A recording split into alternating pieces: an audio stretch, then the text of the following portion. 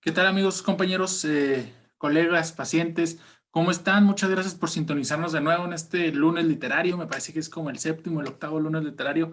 Me da mucho gusto poder seguir con esta, pues espero que sea tradición ya, de todos los lunes estar compartiendo información y conocimiento científico, obviamente interpretado por mí o por alguno de los invitados que tenga en diferentes ocasiones. Hasta el momento he tenido dos invitados, dos colegas y amigos míos. Y pues bueno, espero en un futuro estar invitando más colegas para poder seguir pues que digiriendo, interpretando y debatiendo información científica. Les recuerdo, me parece que nunca les había pedido, compartan estas cápsulas de información a personas que ustedes piensan que les podrían ser útiles. Si son dentistas, pues compártanselo a más colegas. Si son pacientes, compártanselo, no sé, tal vez a su dentista tratante, a un amigo que tengan dentista, o simplemente compártenselo a quien crean que le va a importar y le va a servir en su vida, ya sea en su vida personal o en su vida profesional.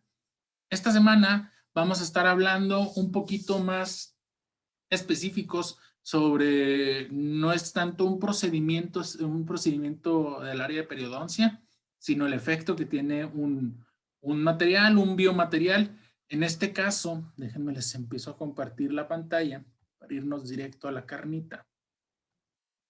En este caso, vamos a estar platicando de el uso de fibrina rica en plaquetas en el tratamiento de defectos intraóseos periodontales. En este caso es una revisión sistemática y un metaanálisis, no es tanto así como una prueba aleatorizada, un estudio aleatorizado. Eso es un análisis de varios estudios aleatorizados y de varios tipos de estudios para llegar como un común, a una conclusión en común, ¿no? Entonces, empecemos.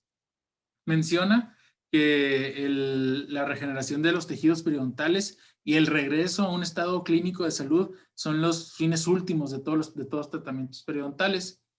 Y para hablar de una regeneración periodontal, debemos estar hablando de una regeneración ósea, de una regeneración del ligamento y del cemento, que como se pueden imaginar, como tiene varios componentes, pues lo convierte en un proceso multifactorial y muy complejo. En el caso del componente óseo, tenemos los defectos o, sí, como secuelas de la enfermedad periodontal, defectos óseos de tipo vertical y de tipo horizontal. Los horizontales tienen un pronóstico muy reservado, no es muy difícil lograr una regeneración del defecto óseo. Sin embargo, el vertical es completamente lo contrario. No, digamos que no es fácil, porque no se puede decir que es fácil. Sin embargo, tiene un mejor pronóstico, no tiende a ser más sencillo regenerar un defecto vertical que un defecto completamente horizontal. Y obviamente existen, bueno, como se pueden dar cuenta, o como se podrán imaginar, los defectos intraóseos horizontales son los que afectan, digamos, disminuyen en forma pareja el hueso, ¿no? Digamos, si esta es la corona y el nivel óseo debe estar por aquí, el defecto horizontal, de una forma muy burda y muy poco científica explicada, es que nada más parejito se disminuye, ¿no? Al igual en el diente adyacente, al igual en el diente adyacente, ¿no? Se ve como un nivel óseo en todos los dientes, así, en lugar de estar en este nivel, se encuentra así y en todo, ¿no? En cambio, los defectos verticales son, digamos, los que son para arriba, ¿no? Los que tienen digamos, un componente vertical más marcado, ¿no? Porque también representan un componente horizontal, sin embargo, es mayor el vertical. Por ejemplo, si este sería un defecto vertical, el horizontal es así, hace que el hueso disminuya, y el vertical hace que, por ejemplo, se quede expuesta la mitad distal, digamos, de esta raíz. Y claro que la mayoría de los defectos tienen un componente horizontal y un componente vertical. Y de eso vamos a estar hablando un poco más allá. Para esto, esto se refiere a una regeneración tisular guiada, el tratar de regenerar estos componentes. Y pues bueno, para hacer una regeneración tisular guiada hay diferentes técnicas. dentro de las cuales se encuentran los injertos óseos, los sustitutos óseos, el uso de matrices derivadas del esmalte, el uso de la desmineralización de la superficie del esmalte, factores de crecimiento. Y bueno, aquí es donde entra el biomaterial del que vamos a estar hablando. No estoy seguro que sea biomaterial, sin embargo es algo parecido a un biomaterial, ¿no? Vamos a estar hablando de los gránulos de plaquetas alfa, que contienen un número de factores de crecimiento, como por ejemplo el factor de crecimiento vascular endotelial, que se abrevia de esta forma, VEGF, el factor de crecimiento epidermal, el factor de crecimiento derivado de las plaquetas y el factor de crecimiento transformante, el factor de interleucinas plaquetarias, el factor de angiogénesis derivado de las plaquetas, el factor de crecimiento parecido a la insulina o sí, insulin-like growth factor y la fibronectina, que todos tienen un rol importante en la sanación o en la regeneración o en la recuperación de las heridas y en la regeneración como tal. Hemos visto durante todos nuestros lunes literarios que el wound healing, sí, la recuperación, cómo sana una herida, en este caso, pues una herida casi siempre viene involucrada en un procedimiento quirúrgico periodontal. El hecho de cómo sana es de vital importancia para los resultados que vamos a tener en el material en cualquier procedimiento periodontal, ¿no? Y pues también tiene un impacto directo en la calidad o la cantidad de tejido que vamos a poder regenerar. Habla del plasma rico en plaquetas como la primera generación de estos materiales, ¿no? Hace unos años yo me acuerdo, yo todavía estaba estudiando el pregrado, la licenciatura, y se hablaba mucho del plasma rico en plaquetas, ¿no? Que por ser, bueno, en ese entonces se hablaba que de ser de tu propia sangre, pues contenía muchos componentes celulares que ayudaban a la regeneración de los tejidos en los que estábamos trabajando, ¿no?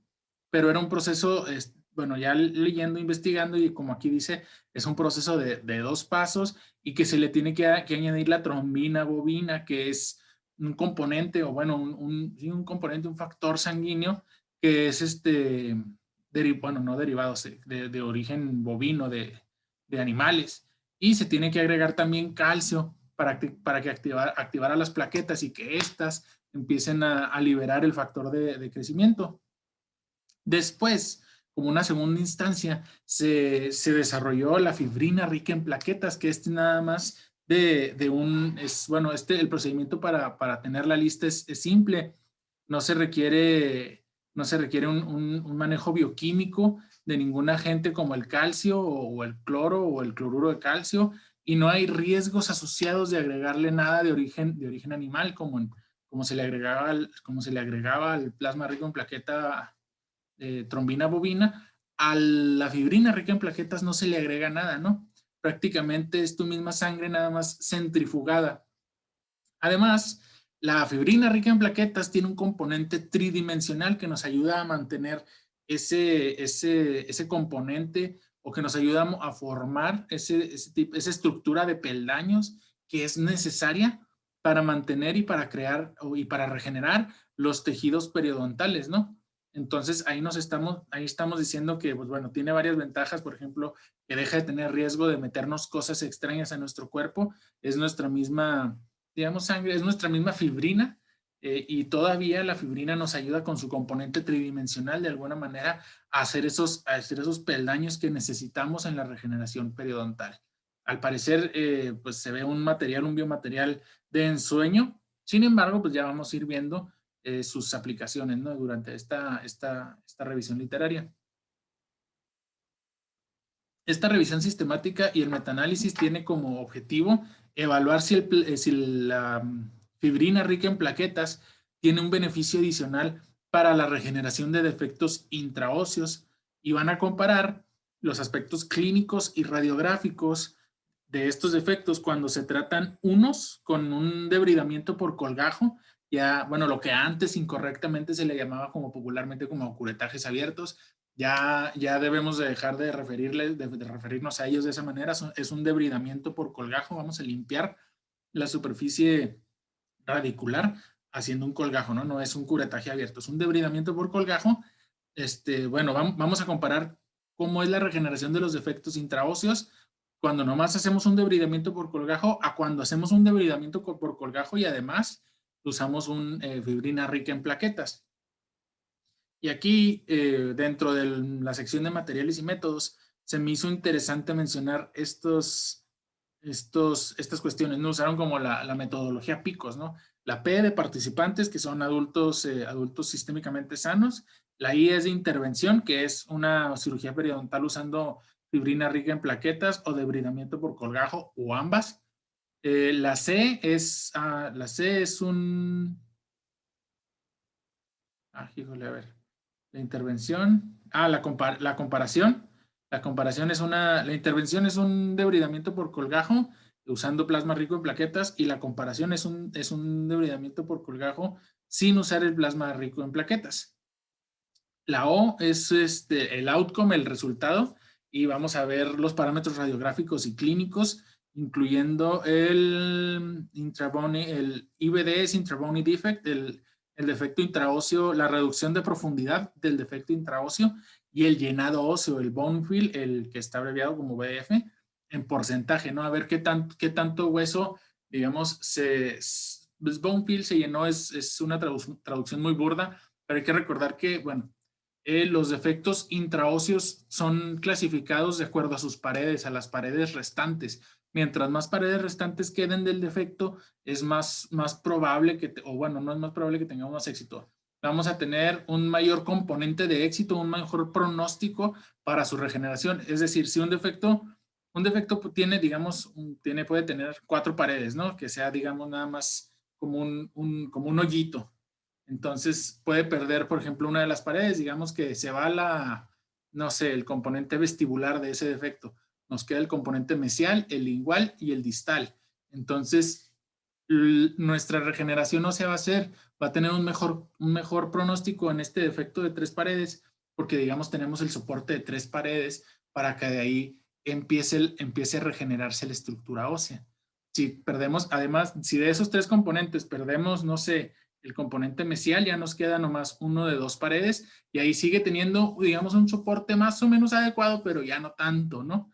Y si perdemos también la pared, no sé, distal, nos queda nomás la pared lingual del defecto óseo y eso ya no es tanto soporte, ¿no? Entonces, vamos a ver que inclusive en este metaanálisis, en esta revisión sistemática, dejaron fuera los defectos de una pared, porque esos son un poquito más complicados de regenerar.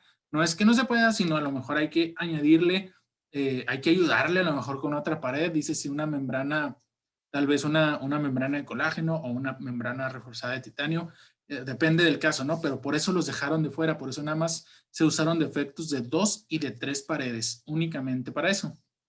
Entonces, bueno, vamos a medir eso, la O de picos, la O es outcome, resultados, y pues bueno, vamos a medir también el bone fill, la reducción de profundidad del defecto intraóseo y parámetros clínicos que ya conocemos como profundidad del sondeo, inserción clínica, el nivel de margen gingival y la S de picos es el study.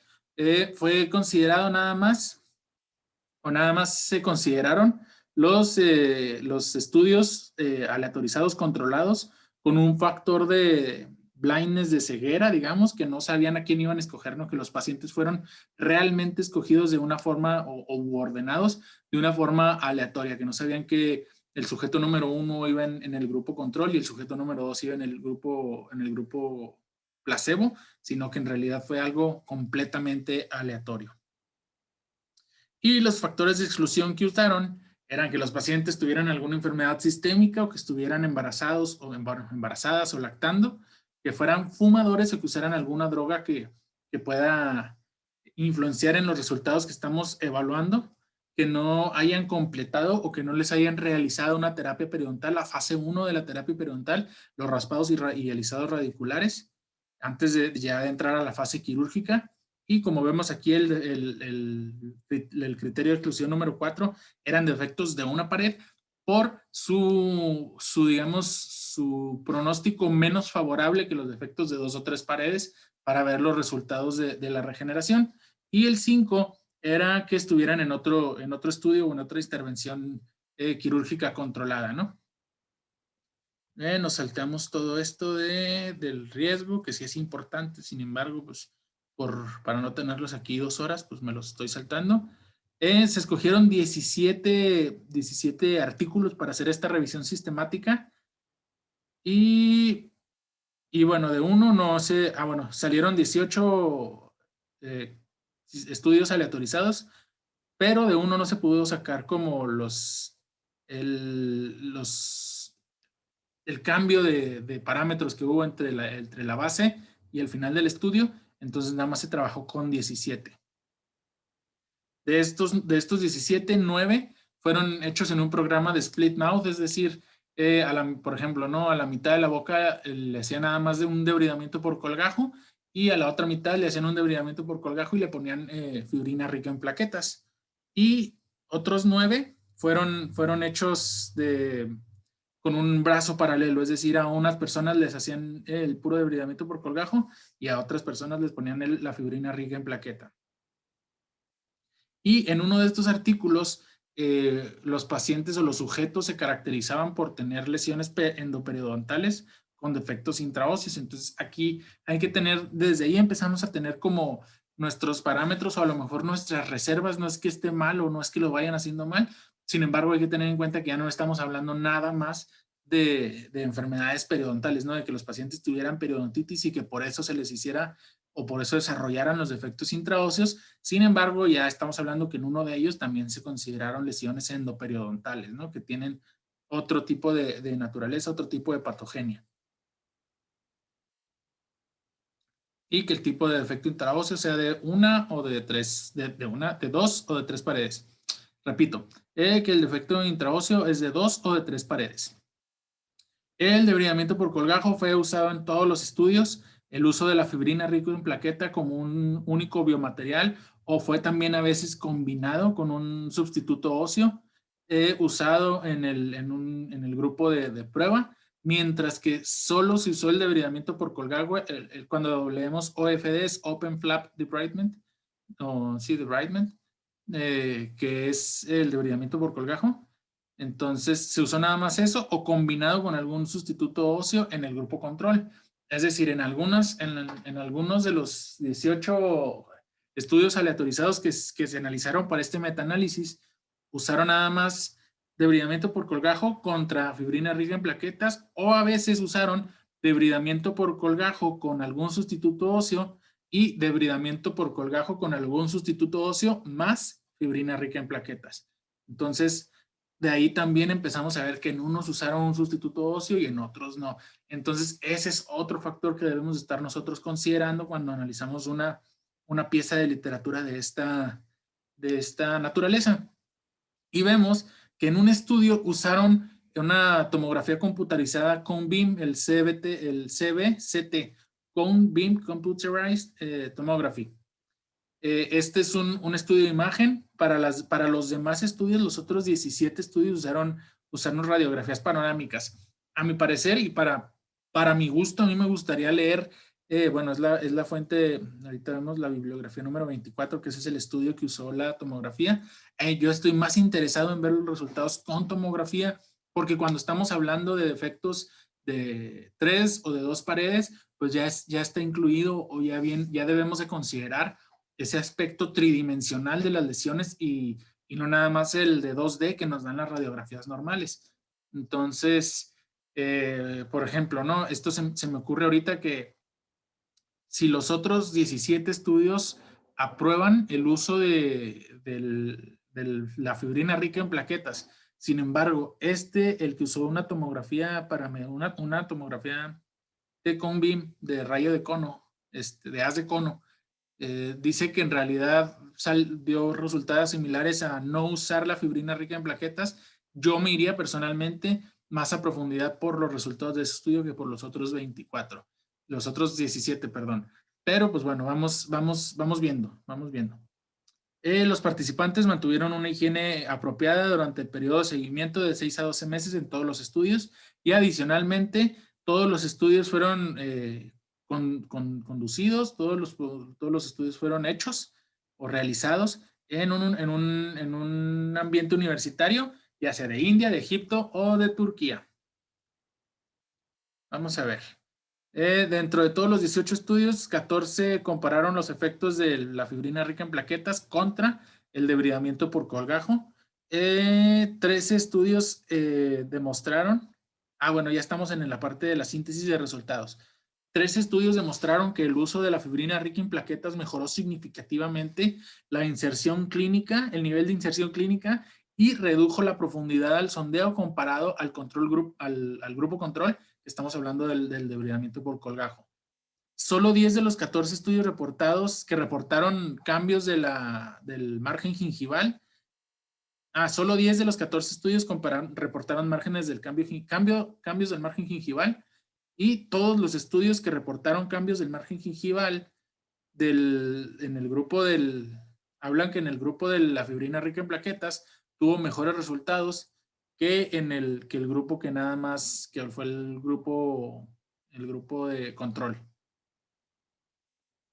Menos por un estudio. Entonces, por aquí, hasta ahorita va ganando la fibrina rica en plaquetas. En términos de tejidos duros, el parámetro de la reducción de la profundidad del defecto intraóseo y el llenado óseo, 12 estudios.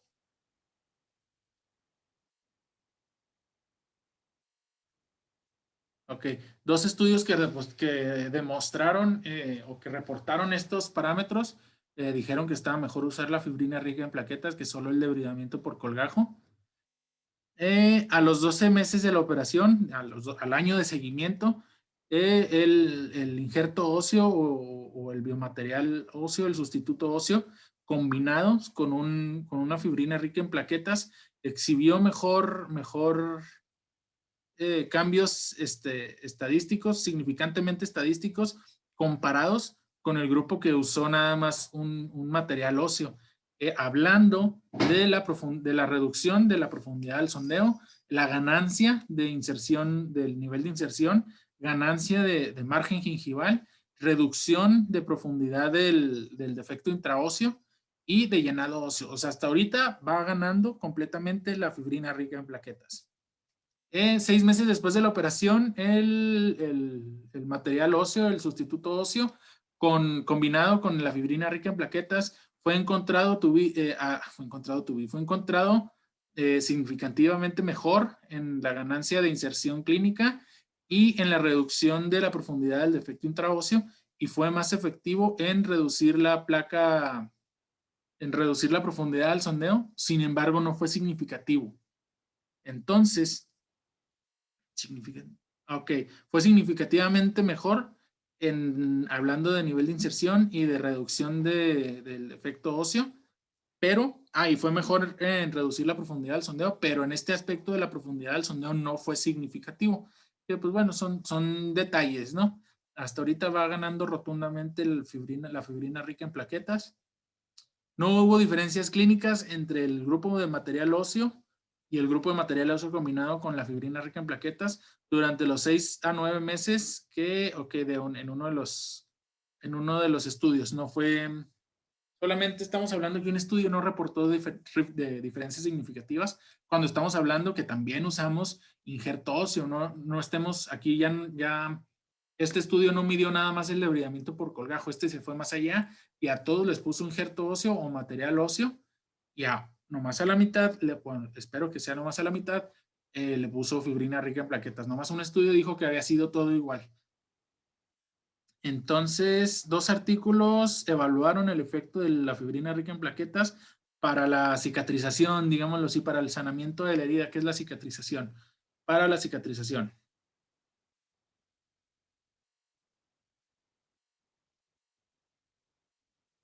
Ok, a los 7 días, la diferencia entre el grupo control y el grupo de estudio fue significativa. A los 14 días, todos los sitios en el grupo de estudio y 9 sitios del grupo control mostraban una sanación o una recuperación perfecta, ¿no? Entonces estamos hablando que a los 7 días había una diferencia significativa, sin embargo no todos habían sanado. A los 14 días, todas las heridas todos los procesos de cicatrización del grupo de estudio, es decir, el que tenía la fibrina rica en plaquetas, ya había ya digamos, ya estaba como nuevo, ¿no? Por decirlo de alguna manera, y solamente 9 del grupo de estudio, 9 del grupo control, perdón, que era los que no tenían la fibrina rica en plaquetas, solamente 9 habían demostrado ya como que ya están totalmente cicatrizados. Entonces aquí también estamos viendo una ventaja clara de la fibrina rica en plaquetas. Comparado al debridamiento por colgajo nada más, el uso de fibrina rica en plaquetas redujo significativamente el dolor posoperatorio y pues la incomodidad, la falta de confort después de la cirugía periodontal y significativamente aceleró el proceso de cicatrización periodontal. Entonces, bueno, pues ya lo estamos viendo muy contundentemente. Sigamos. Una diferencia significativa más grande en la reducción de profundidad del defecto intraóseo se mostró con la fibrina rica en plaquetas en contraste con el debridamiento por colgajo. Similarmente, hubo una diferencia, un beneficio significativamente estadístico en el llenado óseo cuando se usaba el debridamiento por colgajo y el fibrina rica en plaquetas. En los aspectos secundarios, que son como los clínicos, se demostró que sí era mejor la fibrina rica en plaquetas que nada más usar el debridamiento por colgajo. Y los resultados muestran que hay una reducción más grande de la profundidad del defecto óseo en el grupo de fibrina rica en plaquetas y sustituto óseo que en el grupo que nada más usaba un sustituto óseo, ¿no? Entonces por aquí ya nos estamos acercando al final. Y luego por los resultados secundarios, comparando con el injerto óseo o el sustituto óseo nada más, el grupo que tenía el componente de la fibrina rica en plaquetas mostró más ventajas significativamente en la reducción al sondeo, la ganancia de inserción y el nivel de margen gingival también. Entonces, bueno, vemos que apabullantemente está ganando la fibrina rica en plaquetas. Y aquí en la discusión simplemente menciona nada más cómo hay muchos estudios que respaldan los resultados, o que bueno, ellos pueden respaldar muchos estudios, que este estudio puede respaldar muchos otros que usaron dentro de sus referencias y de su marco teórico, ¿no? Entonces, a fin de cuentas, nada más se lo está comparando y quiero irme al final, que fue el que me gustó más. Ah, bueno, también decía que esto es importante, que también han empezado a utilizar este material este componente, este biomaterial de la fibrina rica en plaquetas para hacer otro tipo de procedimiento. O sea, hay que recordar que ahorita estamos hablando de los defectos intraóseos, ¿no? Pero que ya hasta hay membranas de fibrina rica en plaquetas, ¿no? Y que hay estudios para la cobertura de recesiones con membranas de fibrina rica en plaquetas que en realidad no muestran mejorías, ¿no? No muestran alguna ventaja clara en comparación a otras modalidades de tratamiento. Entonces, no es como que la fibrina rica en plaquetas sea la panacea y que ya todo el mundo debemos de usarla para todo, ¿no? Tiene sus indicaciones como todo biomaterial y como toda técnica para, para la regeneración periodontal, que eso es muy importante. Y también menciona dentro de todos, porque me parece que ya estamos muy entrados en tiempo, que la fácil preparación y la efectividad de costo de la fibrina rica en plaquetas ofrece una ventaja enorme, pero las propiedades mecánicas de la fibrina rica en plaquetas son pobres. Hay que recordar que siempre uno de los factores principales en términos de cirugía periodontal es la estabilidad de la herida, ¿no? Qué tan estable podemos dejar, digamos, el campo final para que el proceso de regeneración celular se pueda dar y no empiece a haber una invasión de tejidos donde no queremos, ¿no? Por ejemplo, si tenemos un defecto óseo, queremos que toda la parte del componente donde debe de haber hueso, queremos que al final quede hueso y donde debe de haber encía o tejido blando quede eso, ¿no? No queremos que donde queremos hueso, o sea, no estamos buscando que donde debería estar hueso, al final se forme tejido blando, ¿no? Impidiendo que el hueso se forme ahí. Entonces, eso es el componente que le falta a la fibrina rica en plaquetas. Le falta rigidez y se degrada muy rápido. y la tasa de degradación después de una semana fue del 36%. O sea, en una semana perdió más de una tercera parte de su masa. Entonces, pues esto es una desventaja para su uso en cualquier otro, bueno, en la mayoría de las cirugías periodontales, ¿no? Por el hecho de que se necesita una barrera epitelial para guiar la regeneración periodontal por al menos de 4 a 6 semanas, que es el periodo en el que el epitelio, el tejido epitelial se empieza a regenerar, y los defectos óseos necesitan un periodo más largo de mantenimiento. El defecto óseo a veces necesita hasta 6 meses para poderse regenerar. El plasma rico en plaquetas no puede usarse siempre o nada más como un material de relleno o una membrana. El plasma rico en plaquetas, o bueno, la fibrina rica en plaquetas es mejor o es más apta para usar como una adición como algo adicional a la cirugía de regeneración periodontal, no que se use como pilar, sino a lo mejor añadido a una membrana, un uso similar al que se le da actualmente a las matrices derivadas del esmalte, al Emdogain. No se pone nada más así el Emdogain porque también, como la fibrina rica en plaquetas, pues es más líquido y por ponerlo en palabras más llanas, pues se puede escurrir y puede perderse todo el efecto, ¿no? Entonces hay que tener eso en cuenta, que la fibrina rica en plaquetas no es la panacea. Y bueno, estas son las recomendaciones que hace al final. Hay que adoptar un proceso de preparación de la fibrina rica en plaquetas estandarizado, porque también eso menciona que es lo que le faltaba a varios estudios. No todos los estudios de esta revisión sistemática prepararon la fibrina rica en plaquetas de la misma manera. Hay que reclutar pacientes estrictamente, como ya lo hemos visto en otros lunes literarios. Hay que tener cuidado con quién intentamos este tipo de procedimientos, ya que un componente muy importante, yo diría que en México es de los que más nos ponen el pie, es la salud sistémica de los pacientes. Los pacientes, para que esto tenga un buen pronóstico, deben estar sistémicamente sanos o de perdida sistémicamente controlados, ya sean diabéticos, hipertensos o con alguna otra enfermedad sistémica. Bueno, y ya si vamos a hacer una investigación, debemos usar un método correcto de aleatorización y de colocar a cada sujeto en cada grupo. Hay que hacer una repartición ciega de los pacientes en los grupos. Y bueno, hay que calibrar. Bueno, esto es ya más para si les interesa la investigación. Entonces, bueno, voy a dejar de compartir. Esto ha sido todo por el día de hoy. Espero que les haya interesado, les haya servido aprender de este biomaterial, que en realidad no es nuevo porque ya estaba como su hermano anterior, el plasma rico en plaquetas, sino su nueva evolución. Y bueno, hay que aprender también que, aunque sí es bueno y al parecer tiene muy buenos resultados, es simplemente una adición, un aditamento a las demás herramientas, como las membranas, como lo son los sustitutos óseos, o los injertos injertos de tejido conectivo, o membranas de tejido conectivo, o sustitutos de membranas.